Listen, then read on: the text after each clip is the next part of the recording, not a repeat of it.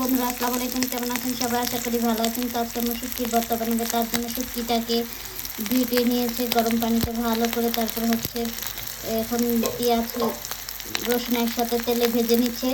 বেশ খানিকটা পেঁয়াজ দিয়ে দিচ্ছে,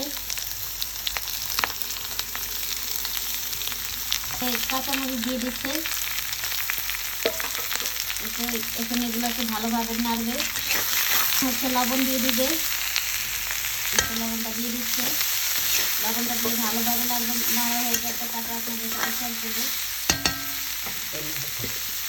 ও ধনে পাতাও দিবে আম্মু, এটা কতগুলো ধনে পাতা দিয়ে দিল।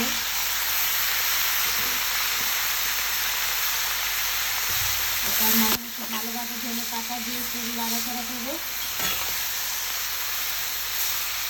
শুটকির ভর্তা কে তুমি খানা দেখে কমেন্ট করে জানাবেন। এখন শুটকির ভর্তাগুলো বেটে নিবে, বেটে নিচ্ছে।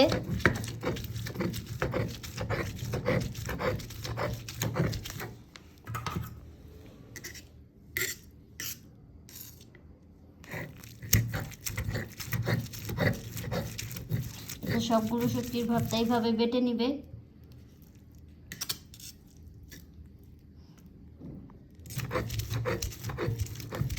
তো কি সুন্দর শুটকির ভর্তাটা বাটা হয়ে গিয়েছে দেখেন। পাটায় বাটলে কি একটু মাখা মাখা হয়, আর ব্লেন্ডারে বাটলে পানি পানি হয়।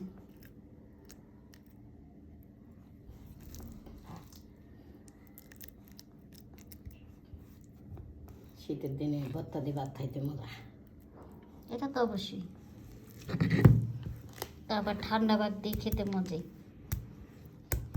যারা যারা খেতে চান অবশ্যই চলে আসবে। এখন এটা খাওয়া হবে। দেখি পাটায় মেখে নিয়েছে ভাতটা কি সুন্দর করে, এখন খাবে। বিসমিল্লাহ। এখন আমরা সবাই খাবো। এ পর্যন্ত এখানে সবাই ভালো থাকবেন, আর আমাদের পেজটা লাইক কমেন্ট শেয়ার করে পাশে থাকবেন। আর যারা যারা খান, আম্মু আপনাদেরকে খেতে সাথে খান, আপনারা লোভ লাগলে কিছু করার নেই।